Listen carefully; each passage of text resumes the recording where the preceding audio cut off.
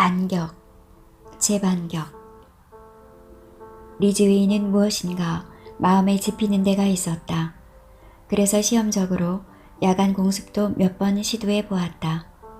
미군 같으면 이런 경우 전선을 돌파하여 계속 적을 밀어붙여 전과를 확대하려 할 터인데 중국 지원군은 바로 이러한 결정적인 순간에 공세를 멈추고 있지 않은가. 리즈웨이는 중국 지원군이 전쟁에 개입한 이후의 공세를 처음부터 다시 분석해 보았다. 그들의 제1차 전역은 10월 25일에 시작하여 11월 1일에 청천강으로 철수한 미군의 추격을 중단함으로써 끝이 났는데 그 공세 기간은 7일이었다. 2차 전역은 미군의 크리스마스 공세 직후인 11월 25일 야간에 시작되어 12월 2일에 중국 지원군이 추격을 중단할 때까지였는데 이때의 공세 기간도 역시 7일간이었다. 다음 3차 전역은 12월 31일에 시작하여 1월 7일에 인민지원군이 진격을 중단할 때까지인데 공교롭게도 이때도 7일간이었다. 공세는 7일이 지나면 이상하다 싶을 만큼 약화되었고 그 다음 공세는 대략 1개월 정도가 지난 후에 벌어진다는 것을 알아차렸다. 리즈웨이는 인민지원군의 보급 체계에 근본적인 문제점이 있다는 것을 알게 된 것이다. 그들이 공세를 펼치다가 호련히 연기처럼 사라져버려 미군을 당황하게 만든 것은 결코 신비한 전술이 아니었다. 그들에게는 그럴 수밖에 없는 피치 못할 사정이 있었던 것이다. 종합해보건대 중국 지원군은 공세에 나서기 위하여 약 1개월의 시간이 필요했고 그런 준비기간 후에 공세에 나서면 7일 정도만 힘을 유지할 수 있었다. 따라서 인민지원군의 기동부대들은 최초의 보급으로 전쟁을 수행하며 전투 중에 재보급은 불가능했던 것이다. 다시 말해 중국군은 전투병이 최대한 일주일분의 식량과 탄약을 휴대할 수 있었는데 그것이 바닥나면 싸우고 싶어도 싸울 수가 없었던 것이다. 그리고 리즈웨이는 중국군 포로를 심문하여 보니 신기하리만치 거의 전부가 장제스의 국부군 출신이었다. 그래서 그들이 총알바지로 앞에 나선 형벌부대라는 것을 알게 되었다. 그렇다면 대만의 국민당군이나 화교를 이용해 심리전을 펼쳐 항복을 유도해 볼만 하구나 하는 발상이 떠올랐다. 그리고 유엔군이 들으면 몸서리 치도록 무서웠던 나팔소리, 피리소리, 징소리, 꽹가리 소리는 알고 보니 무선 장비 같은 현대적 장치가 없어서 취한 만부득이한 행동이었던 것이다. 이제까지 베일에 가렸던 중국군의 약점이 하나씩 드러난 셈이다. 그리고 그들은 제공권을 유엔군에게 빼앗긴 상태에서 야간 공격만이 가능하였다. 그래서 리즈웨이는 시험적으로 이쪽에서 먼저 야간 공격을 해보았던 것이다. 중국군은 야간 공격을 해야 하니 보름달이 떠야만 가능했다. 리즈웨이는 드디어 중국군에게 다음의 공세를 준비할 시간을 주지 않기 위하여 끊임없이 반격을 해야 한다는 결론에 이르렀다. 이름하여 자석 전술이라 하였다.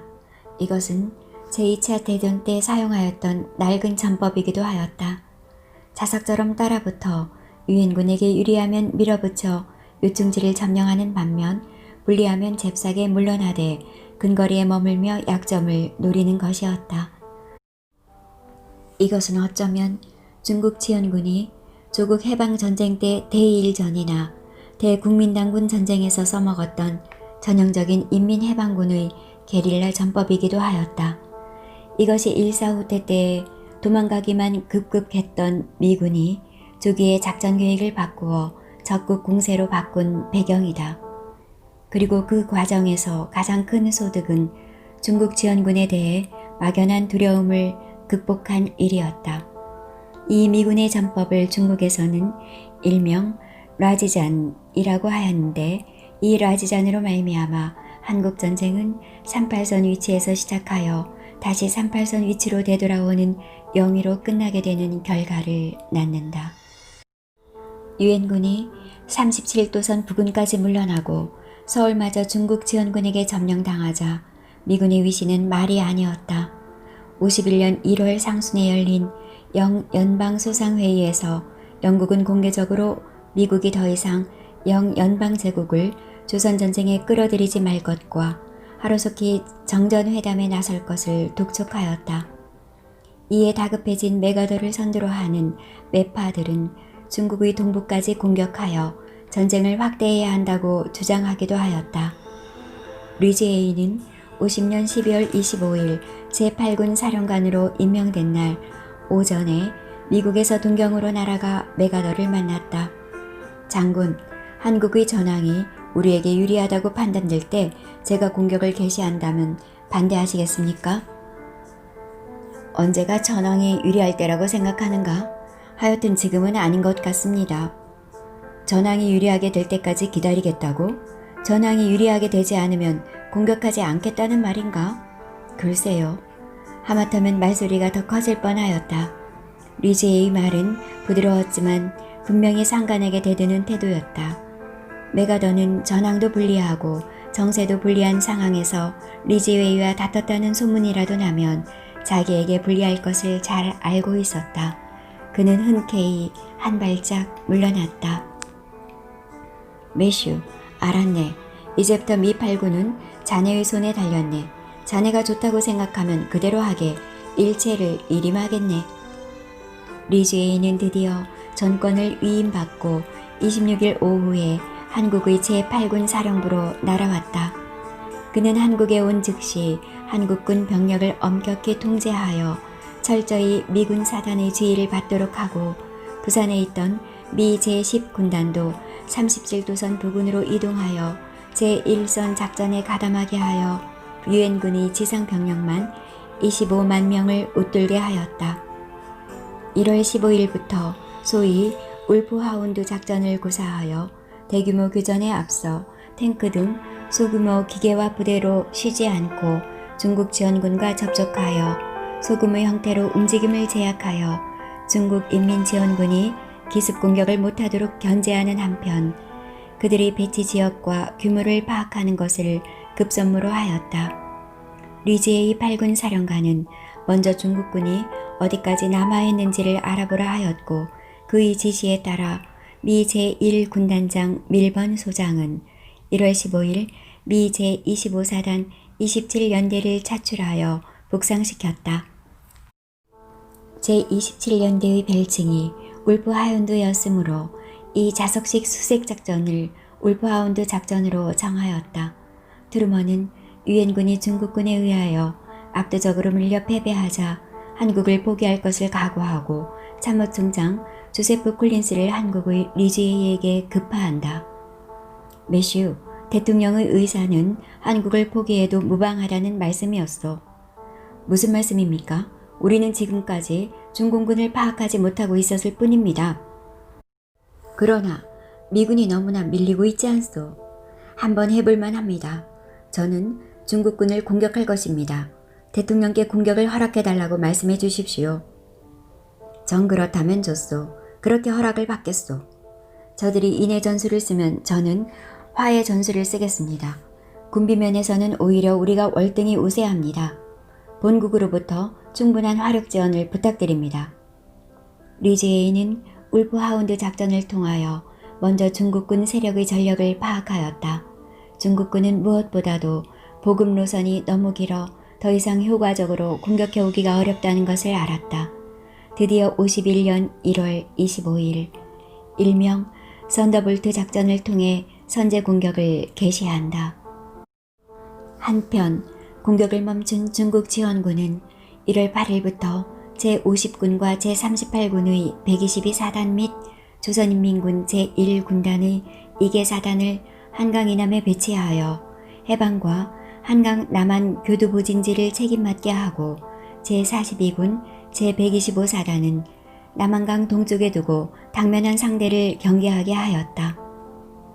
중국 지원군 주력과 조선인민군 제1군단의 일부는 각각 서울, 고양, 동두천, 마석우리, 가평, 기마지구에서 휴식하며 장비 점검을 하고 있었다. 조선인민군 제2, 제5 군단은 일부 병력으로 당면한 상대를 경계하는 외에 주력은 홍성, 횡성의 동쪽에서 정비 겸 휴식을 취하고 있었다. 그런데 비록 인민지원군이 여러 차례 전역에서 승리하여 현대와 장비를 갖춘 상대와 싸우는 경험을 쌓고 사기가 대단히 구형된 것도 사실이지만 많은 인명피해를 보았고 그 인원은 아직 보충되지 않고 있었으며 인민지원군 제9병단은 아직도 원산, 함흥 일대에서 휴식 정비하고 있었다. 제1선 병력은 다만 인민지원군 6개군 21만여 명과 조선인민군 3개 군단 7만여 명뿐이어서 유엔군의 전선 병력 23만여 명에 비하여 약간 우세할 뿐이었다. 또한 일반 병사들이 소지한 군량이 바닥나서 그들의 수요에 응할 수 있을지 의문이었다. 거기에 중국군은 연전연승으로 말미암아 미군을 두려워하지 않는 경적 사고마저 만연해 있었다. 미군은 1월 25일 5개 군단의 16개 사단 3개 여단 1개 연대 등 합계 23만 명의 병력으로 200km에 걸친 전 전선에서 밀고 올라갔다. 그들 주력인 미 제1, 제9의 2개 사단 등 합계 6개 사단 3개 여단을 한강 서쪽 서부전선에 배치하여 서울 쪽으로 진격해오고 미 제10 군단과 한국군 제3, 제1 군단 등 합계 8개 사단 1개 연대는 동부전선에서 보조 공격을 하였다. 서부전선에서는 미군을 앞장 세우고 국군을 뒤따르게 하여 신속히 공격하여 왔고 동부전선에서는 주공을 한국군에게 맡겼는데 역시 진격 속도가 더 느렸다. 벙더하이는 위주회의가 이렇게 빨리 군대를 정비해 반격해 올 줄을 몰랐다. 1월 8일에 제3차 전역이 끝났는데 불과 일주일 만인 1월 15일에 탐색전 공격을 시작하더니 25일부터 본격적인 공격을 감행한 것이다. 사령관이 바뀐 것을 실감할 수 있었다. 벙더하이는 27일에 전군의 휴식 중지 명령을 내렸다. 군자리에서 개최 중이던 조중 양군 간부회의는 즉시 이름을 제4차 전역 동원회의로 바꾸었다. 리주에의 공격이 심상치 않자 벙더하이는 1월 31일에 마오쩌둥에게 전보를 보내 미리서 한 자락 깔았다. 제3차 전역에서 피로가 겹쳐 이번 제4차 전역에서는 잠시 후퇴할 수도 있습니다. 라고. 이때 중국군의 입장에서는 조선에 오기로 한 제19병단이 아직 도착하지 않은 상태였고 원산 함흥에 있는 제9병단은 병력 충원이 되지 않아 작전에 투입할 수도 없었다. 벙더하이는 한센추 부사령관을 서부전선에 파견하여 총지휘하게 하고 마침 선양에서 요양 중이던 덩화 부사령관이 돌아오자 즉시 동부전선으로 보내 통합지휘하게 했으며 조선인민군은 김웅이 지휘하여 덩화를 돕게 하였다. 한센추는 제38, 50군과 조선인민군 제1군단을 지휘하고 김포, 인천 및 야몽리, 여천 이북까지 68km 지구에 조직방어를 하여 상대가 서울 방면으로 진공해 오는 것을 저지하고 동부전선에서는 덩화가 인민지원군 제39, 40, 42, 66군을 지휘하여 용두리, 양동원리, 홍천, 횡성 이북지구에 결집해서 원조 횡성 방면으로 반격을 준비하게 하였다. 김웅은 조선인민군 제2, 3, 5 군단을 지휘하여 삼거리, 대미동, 보래동 이북지구 45km 지역에서 덩 집단을 엄호하게 하고 그중 제3, 5 군단은 덩 집단 좌익에서 횡성 동남 방향으로 반격을 하게 하였다. 벙더하이는 전선으로 더 가까이 가기 위하여 지원군 사령부를 귀마 북쪽의 간복리로 옮겼다. 간복리는 숲이 빽빽이 들어서 있는 첩첩 산중이었다. 지원군 사령부는 은폐하기에 아주 좋은 산골짜기의 한 지점을 골라 굴착 공사를 하여 더없이 좋은 거처를 마련한 것이다. 회의가 열릴 때면 그 금강구를 이용하였다. 2월 7일 중앙군사위원회는 순환 참전의 원칙을 정해 제3병단 제12, 15, 60군과 제47군을 3월부터 속속 조선에 보내 참전하도록 하였다. 조선에 들어온 후에는 곧 들어올 제19병단, 제63, 64, 65군과 함께 합계 9개군 27개 사단을 제2선 부대로 삼기로 했다. 2월로 접어들면서 펑더하이는 일단 공격 목표를 지평리와 횡성으로 잡았다. 지평리와 산마치국의 횡성을 비교한 결과 기동력과 화력이 훨씬 열세한 한국군 8사단과 3사단이 배치된 형성을 먼저 공략한 후에 미군이 배치된 지평리를 공격하는 것이 상책이었다. 2월 11일 오후 8시 반 지원군 9개 사단으로 구성된 제13병단이 횡성 북방의 산마치고개로 돌입하자 그곳을 담당하던 국군 8사단은 급속히 무너져 내렸다. 국군 8사단은 불과 4시간 만에 완전히 붕괴되었고 다음날 병력을 수습한 결과 남은 병력은 장교 263명, 사병 3천여 명에 불과하였다. 사망하거나 실종된 인원은 장교 323명, 사병 7,142명이어서 사단 해체 수준의 엄청난 붕괴였다. 이때 국군 3사단을 추격한 인민지원군은 횡성 후방으로 진출하여 미 제10군단의 퇴로를 차단하려 하였다.